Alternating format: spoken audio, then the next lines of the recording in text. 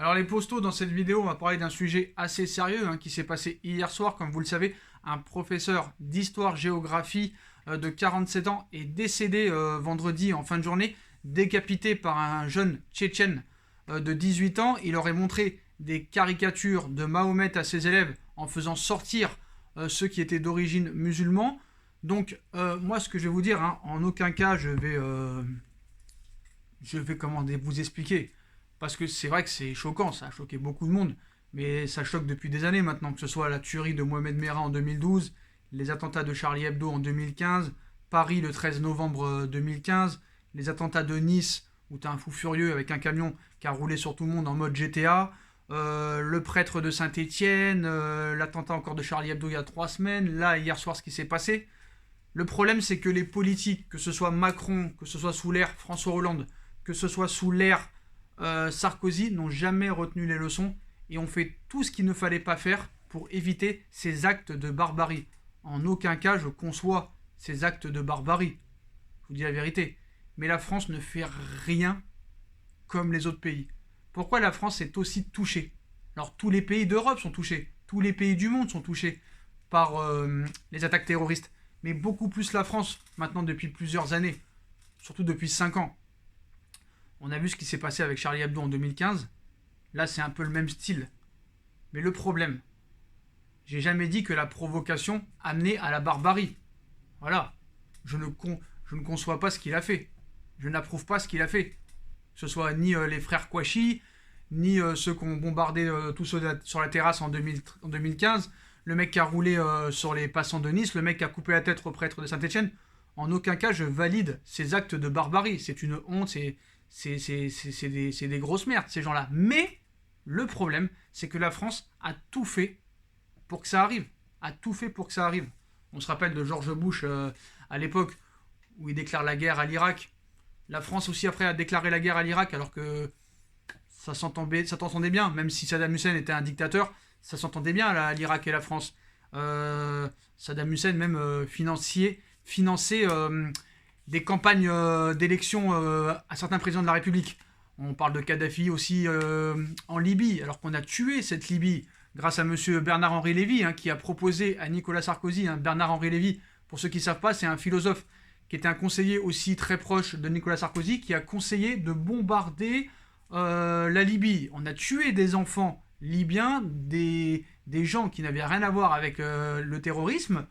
Après, on s'est attaqué à la Syrie, alors que la Syrie n'avait rien demandé. Il n'y avait pas d'attaque, il n'y avait pas de menace terrorisme. C'est la France qui a récolté ces menaces terroristes en allant bombarder des personnes innocentes alors qu'eux, ils n'avaient rien demandé. Et après, on s'étonne qu'eux se défendent. Et attendez, d'un côté, c'est normal. Tu sais comment sont ces gens-là. Tu sais comment ils vont réagir et tu continues à faire des choses comme ça. Ce qu'il faut savoir sur cet acte de barbarie qui s'est passé hier, un parent d'élève a porté plainte contre ce prof il y a une semaine pour avoir fait ce qu'il a fait en montrant les caricatures.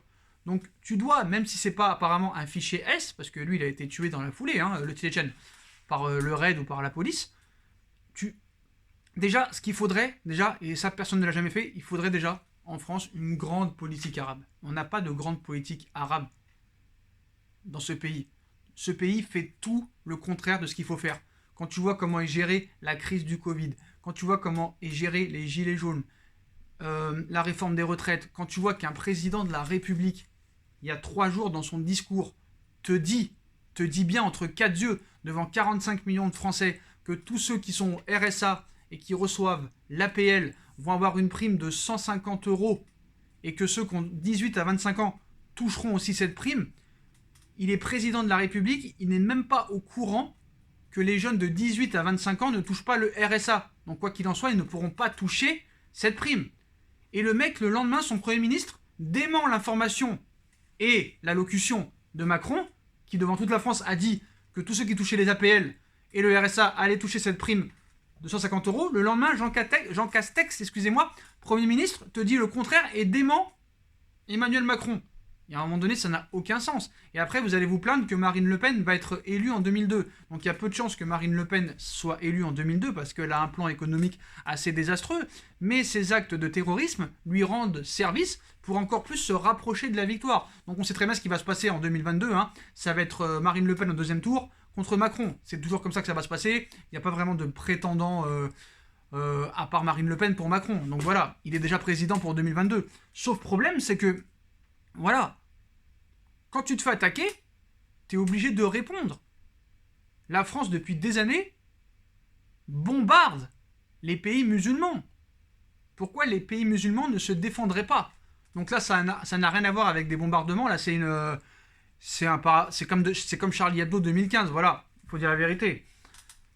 Mais à un moment donné, tu sais comment ces gens-là réagissent. Tu sais qu'ils ont une certaine susceptibilité. On sait qu'en plus que des fois la religion est très très très bien à fond dans leur tête. Tu sais comment ça va réagir. Tu n'as pas le droit. Tu n'as pas le droit. Voilà. Arrêtons déjà de bombarder, parce que ils parlent des autres religions, mais arrêtons déjà de bombarder des pays qui n'ont rien demandé. La Syrie n'a rien demandé. La Syrie, avant 2015, n'avait jamais menacé la France. C'est la France qui est partie bombarder les pays musulmans. Combien il y a eu de morts? Combien il y a eu de morts de musulmans? Plus de 5 millions de morts. Et ça, on n'en parle pas. Ça, on n'en parle pas. Vous vous rendez compte? Vous tuez des vieillards, vous tuez des enfants innocents qui n'ont rien demandé, qui n'ont rien à voir avec le terrorisme. Pourquoi eux se défendraient pas? Ah alors, non mais attention. Non mais c'est incroyable. Incroyable. On bombarde. On bombarde les musulmans depuis combien de temps? Depuis des décennies. On les bombarde en permanence. Et après, on voudrait que les musulmans soient gentils avec nous. Non mais t'as vu la Vierge ou quoi? C'est pas possible. Donc, c'est honteux. Tous les attentats qu'il y a eu en France depuis des années, c'est honteux. Mais à un moment donné, quand tu fais des actes, quand tu bombardes des pays qui t'ont rien fait, eh ben, il faut accepter aussi qu'il y ait une défense de leur part. Donc là, ça n'a rien à voir avec la Syrie, ça n'a rien à voir avec la Libye. Là, c'est un Tchétchène. Mais voilà, tu t'attaques à leur religion. Donc je n'ai pas dit que la solution, c'est de tuer des professeurs et de tuer des gens sur des terrasses et des journalistes. Mais à un moment donné, il faut que tu te prépares à ça. Parce que tu as déjà vécu ça et tu n'as rien retenu. Tu n'as rien retenu. C'est comme ce couvre-feu de 21h à 6h qui ne sert à rien. C'est-à-dire que le Covid, il dort de 6h à 21h et il se réveille de 21h à 6h du matin. À un moment donné, il faut arrêter, il faut être cohérent. Il faut être cohérent. Ce pays ne fait rien comme les autres. Regardez bien, réécoutez le discours de Macron mercredi. Regardez comment font les Allemands. Regardez comment font machin. Regardez comment font bidule. Tu vois, il parle pas de son pays en bien. Il essaye de ressembler aux autres. Et ce pays ne fait rien comme les autres. Ce pays ne fait rien comme les autres. Et à un moment donné, je suis désolé, quand tu provoques, il faut accepter de te faire attaquer. Toi, tu as droit de tuer des gens qui t'ont rien demandé. Parce que je veux revenir à ce principe. Là, vous savez, Sarkozy en ce moment, il est dans l'affaire Kadhafi. Apparemment, Kadhafi lui aurait donné une mallette de pognon pour financer sa campagne en 2007. Et le mec, pour le remercier, il le fait tuer. Alors, je ne sais pas si c'est vrai ou pas, mais voilà. C'est Bush qui a déclaré la guerre à l'Irak. Pourquoi la France s'en est mêlée alors que Saddam Hussein finançait des campagnes de Chirac et peut-être d'autres premiers ministres en France? La Syrie, renseignez-vous, la Syrie n'a jamais menacé la France. La Syrie n'a jamais menacé la France. C'est vous qui les avez menacés en aidant peut-être d'autres pays à les bombarder. Mais vous avez bombardé des enfants. Vous avez bombardé des gens innocents. Vous n'avez pas bombardé, par exemple, Al-Qaïda, Daesh, tout ça. Vous avez attaqué les mauvaises personnes. Et eux, pourquoi ils ne se défendraient pas? Donc à un moment donné, je sais ce qui va se passer en commentaire. Je vais me faire découper la tête. On va me dire que je parle d'un sujet que je ne maîtrise pas, que je devrais mieux rester au football. Déjà, moi, ces commentaires-là, je les lis pas. C'est ma chaîne, je parle de ce que je veux. Mais à un moment donné, quand tu te fais attaquer, il faut accepter, et là je suis répétitif et je me répète beaucoup, il faut accepter qu'il y ait une défense. À un moment donné, stop. Et là, je parle pas vraiment en priorité de l'attentat d'hier soir. Mais quand tu provoques, tu sais que tu peux être attaqué. Et la France, ça, ne l'anticipe pas et ne l'arrive pas à le rentrer dans la tête. Donc voilà, c'est des actes de barbarie, c'est des actes honteux, mais tu fais tout pour que ça arrive. À un moment donné, stop. À un moment donné, stop.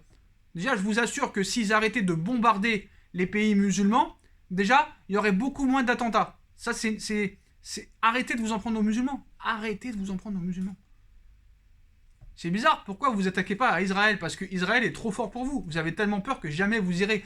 Pourquoi on bombarde pas la Chine, excusez-moi, la Chine. Pourquoi on bombarde pas la Chine, un pays qui est dans une dictature incroyable? Pourquoi on compare Cuba? Par exemple, Cuba, c'est pas une dictature, Cuba? Pourquoi on les bombarde pas? Ah bah non, la Chine et Cuba ont la bombe atomique, c'est trop dangereux. Israël, ils sont trop forts pour nous. Bah oui, on s'attaque aux pays faibles, on s'attaque aux plus faibles. C'est normal aussi que eux se défendent. À un moment donné, je dis la vérité. Donc en aucun cas, je valide cet acte de barbarie, ces attentats. C'est une honte. Il faut les enfermer ou il faut les tuer, les trucider comme vous voulez.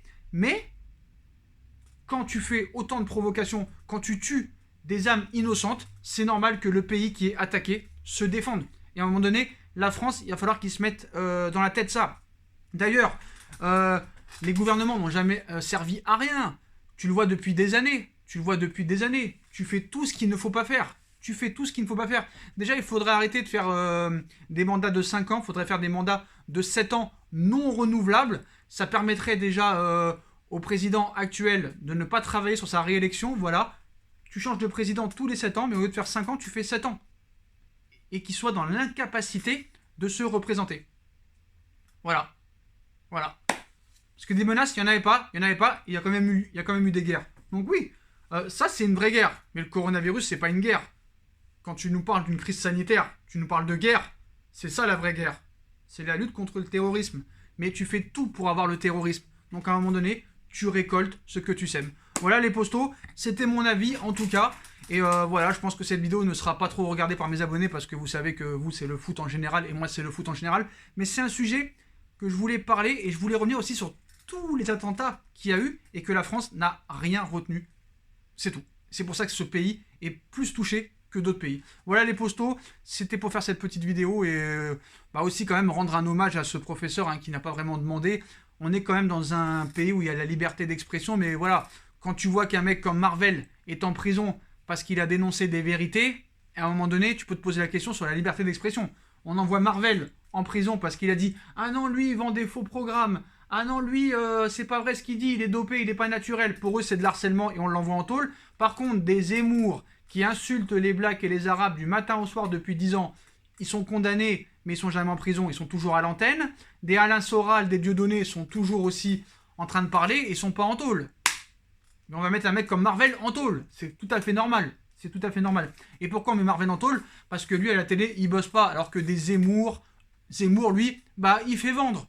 D'écouter Zemmour, c'est vendeur. Pour la chaîne CNews, ça leur plaît quand Zemmour dit il faut mettre tous les Blacks et les Arabes dans leur pays. CNews, ça leur plaît. Ça fait de l'audience. Donc à l'arrivée, c'est pas Zemmour qui est coupable. C'est la chaîne qui lui permet de parler. Et en soi, des fois, Zemmour ne dit pas que des conneries. Des fois, il en dit, des fois, il en dit pas. Voilà les postos. Donc si vous avez kiffé cette vidéo, on like, on partage, on commente, on s'abonne. On active la petite cloche pour être tenu au courant des vidéos qui vont sortir. On me rejoint sur mes différents réseaux sociaux, ainsi que sur Paypal. La cagnotte Paypal est toujours disponible en lien en description les postos, ainsi que ma deuxième chaîne YouTube No Feeling. Sur No Feeling, il y a une vidéo qui va sortir lundi à 19 h les postos. Donc soyez présents, ça va envoyer du pâté aussi. Puis voilà, je vous souhaite à tous une bonne continuation. Prenez soin de vous et à très vite pour une nouvelle vidéo les postos. Tchuss.